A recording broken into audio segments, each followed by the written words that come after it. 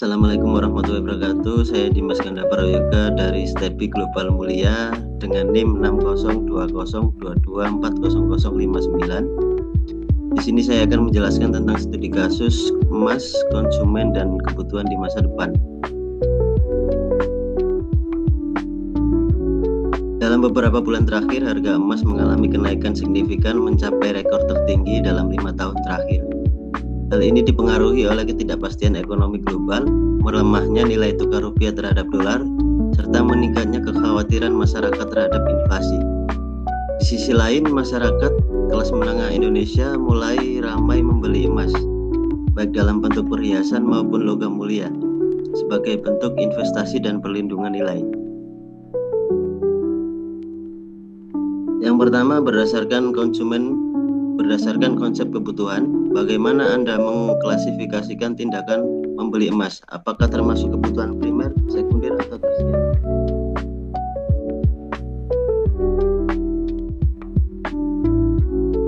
Sebelumnya saya akan menjelaskan apa itu kebutuhan primer, sekunder, ataupun tersier.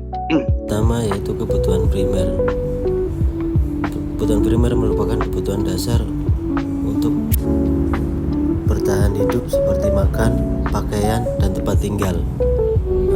Yang kedua adalah sekunder, kebutuhan untuk meningkatkan kenyamanan hidup seperti pendidikan, transportasi, dan investasi.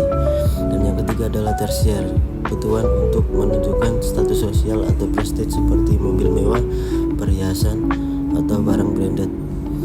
Tindakan membeli emas bukan termasuk kebutuhan primer melainkan kebutuhan sekunder atau tersier, tergantung pada tujuan konsumen dalam membeli emas. Di sini saya akan membahas dengan 3 konsep ekonomi mikro, yaitu kebutuhan, biaya peluang, dan perilaku konsumen. Yang pertama, kebutuhan bersifat subjektif dan dinamis. Dulu emas hanya dianggap sebagai simbol kekayaan, namun saat ini emas juga dianggap sebagai alat investasi jangka panjang. Artinya, klasifikasi kebutuhan dapat berubah sesuai situasi ekonomi dan persepsi konsumen. Yang kedua, biaya peluang. Membeli emas berarti menyumbangkan konsumsi lainnya seperti liburan, gadget, atau kebutuhan gaya hidup. Contoh, jika seseorang membeli emas seharga 10 juta, maka biaya peluangnya adalah kesempatan menggunakan uang itu untuk keperluan lain, misal liburan atau investasi saham. Konsep ini menunjukkan bagaimana konsumen membuat pilihan rasional untuk memaksimalkan manfaat. Yang ketiga adalah perilaku konsumen. Dalam kondisi buruk ekonomi, konsumen cenderung menghindari risiko, memilih aset stabil seperti emas. Ini menunjukkan bahwa emosi, persepsi risiko, dan tujuan jangka panjang memengaruhi keputusan konsumsi. Dari kesimpulan di atas adalah tindakan membeli emas mencerminkan kebutuhan sekunder atau tersier, tergantung tujuan. Adanya pertimbangan biaya peluang dan perilaku konsumen rasional yang disesuaikan dengan situasi ekonomi. Hal ini menunjukkan bagaimana teori ekonomi mikro dapat digunakan untuk memahami fenomena ekonomi nyata di masyarakat. Kedua, jelaskan bagaimana konsep biaya peluang berlaku dalam keputusan masyarakat membeli emas dibandingkan konsumsi lainnya. Ketika masyarakat membeli emas, mereka mengorbankan manfaat dari alternatif lain yang bisa diperoleh jika uang tersebut digunakan untuk hal lain seperti liburan, membeli gadget, atau konsumsi lainnya. Inilah yang disebut biaya peluang.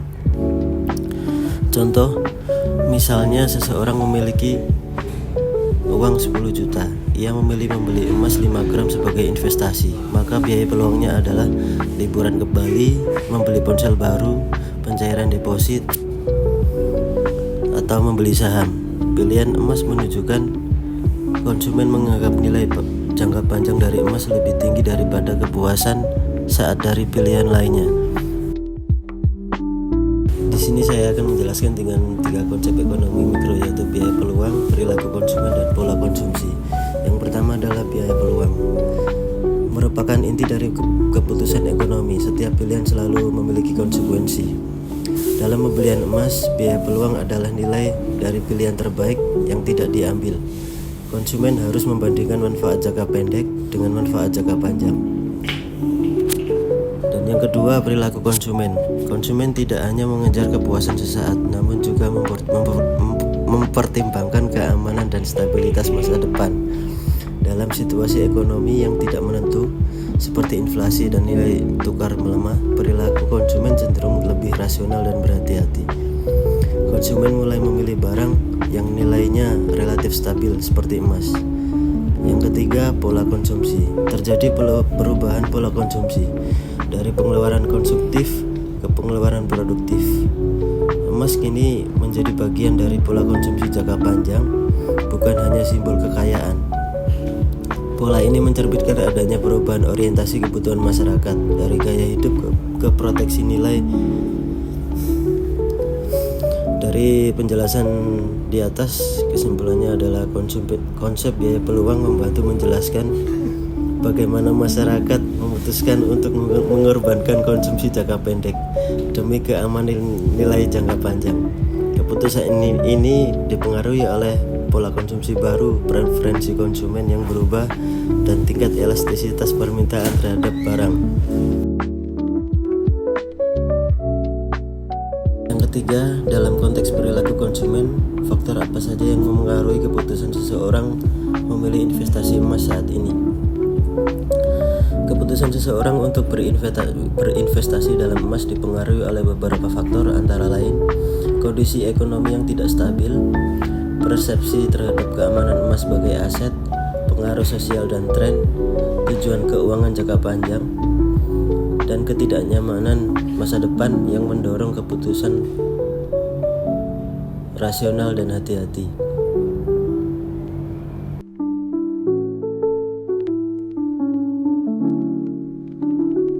Di sini saya akan membahas dengan 3 konsep ekonomi mikro, yaitu perilaku konsumen, kebutuhan, dan biaya peluang. Perilaku konsumen. Konsumen tidak hanya dipengaruhi oleh harga, tetapi juga oleh emosi, persepsi risiko, dan preferensi pribadi. Dalam situasi ekonomi yang tidak menentu, konsumen cenderung menghindari risiko. Emas dianggap sebagai aset safe haven. Artinya, konsumen merasa lebih aman menyimpan kekayaan dalam bentuk emas dibandingkan uang tunai atau barang konsumtif. Yang kedua, kebutuhan. Investasi emas dapat disarankan sebagai kebutuhan sekunder dan kebutuhan tersier. Kebutuhan sekunder jika emas dibeli sebagai alat untuk mencapai keamanan finansial, dan kebutuhan tersier jika emas dibeli untuk status pamer. Saat konsumen lebih memilih emas daripada liburan atau barang mewah, ini menandakan perubahan prioritas kebutuhan dari kepuasan sesaat ke kestabilan jangka panjang. Dan yang ketiga, biaya peluang.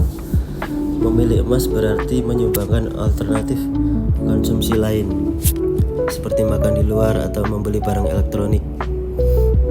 Konsumen secara rasional membandingkan nilai manfaat jangka panjang dari emas dengan manfaat jangka pendek dari konsumsi lainnya.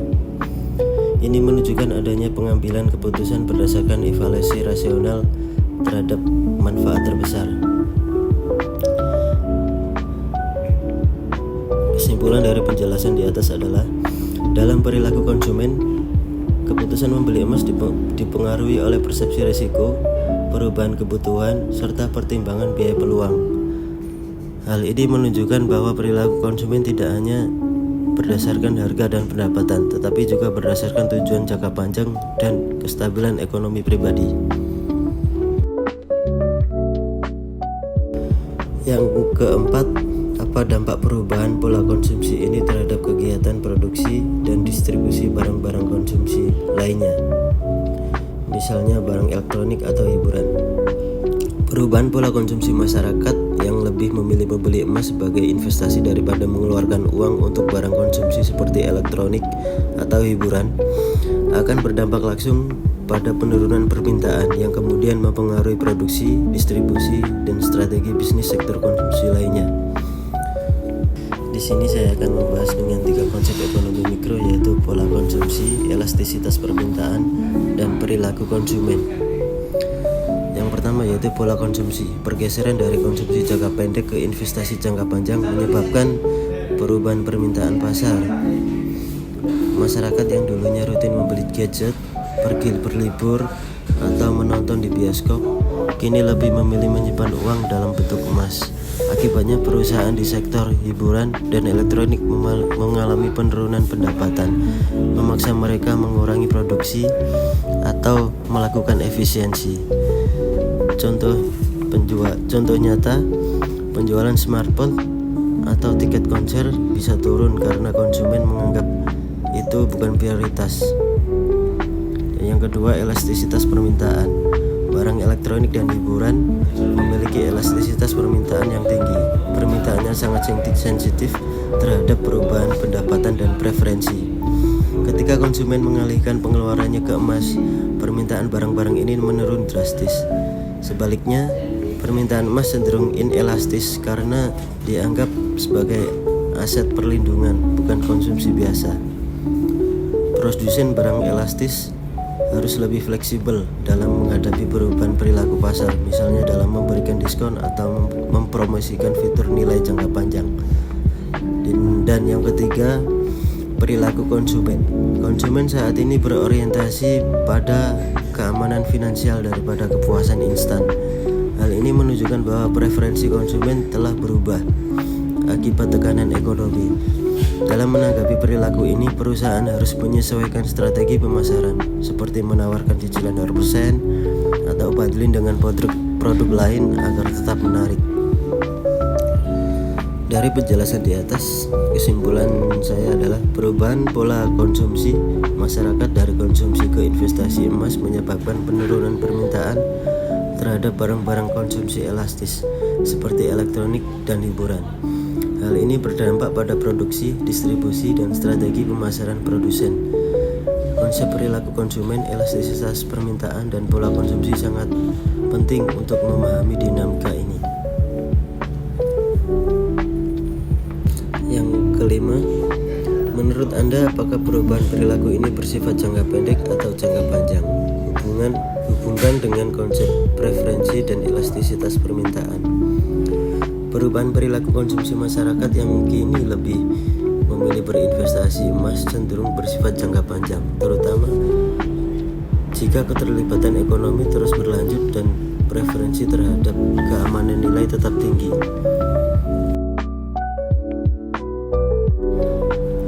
Di sini saya akan menjelaskan dengan 3 konsep ekonomi mikro, yaitu preferensi konsumen, elastisitas permintaan, dan pola konsumsi. Preferensi adalah pilihan konsumen yang relatif stabil terhadap barang atau jasa tertentu berdasarkan nilai dan manfaat. Jika konsumen saat ini lebih memilih menabung dan berinvestasi dalam emas dibandingkan konsumsi sekunder, dan preferensi ini bertahan meskipun perekonomian membaik, maka perubahan ini bersifat jangka panjang. Hal ini menunjukkan pergeseran prioritas dari gaya hidup ke keamanan ekonomi pribadi. Yang kedua, elastisitas permintaan. Pengajuan terhadap emas bersifat inelastis. Konsumen tetap membeli meskipun harga naik karena nilai fungsinya sebagai pelindung aset. Permintaan terhadap barang konsumsi seperti elektronik dan hiburan bersifat elastis. Konsumen mudah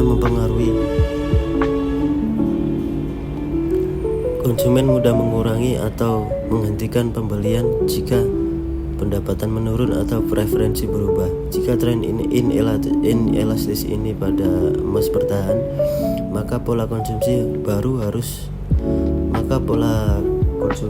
akan berlangsung dalam jangka panjang. Yang ketiga, pola konsumsi. Terjadi pergeseran dari konsumsi langsung ke konsumsi produktif. Masyarakat kini mengutamakan keamanan finansial jangka panjang dibandingkan kepuasan sesaat. Jika pola ini diteruskan oleh generasi muda dan kelas menengah, maka perubahan ini tidak hanya bersifat sementara, tetapi mencerminkan transformasi gaya hidup ekonomi yang lebih rasional. Perubahan perilaku. Jadi berdasarkan penjelasan di atas, kesimpulannya adalah perubahan perilaku konsumsi masyarakat ke arah investasi emas cenderung bersifat jangka panjang karena melibatkan perubahan preferensi yang mendalam. inelastis permintaan terhadap emas, serta pergeseran pola konsumsi secara struktural. Hal ini menandakan tingkat kesadaran finansial yang meningkat dan penyesuaian terhadap kondisi ekonomi yang belum pasti.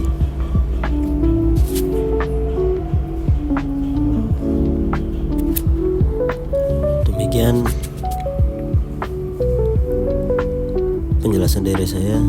Terima kasih. Assalamualaikum warahmatullahi wabarakatuh. If the sun refused to shine,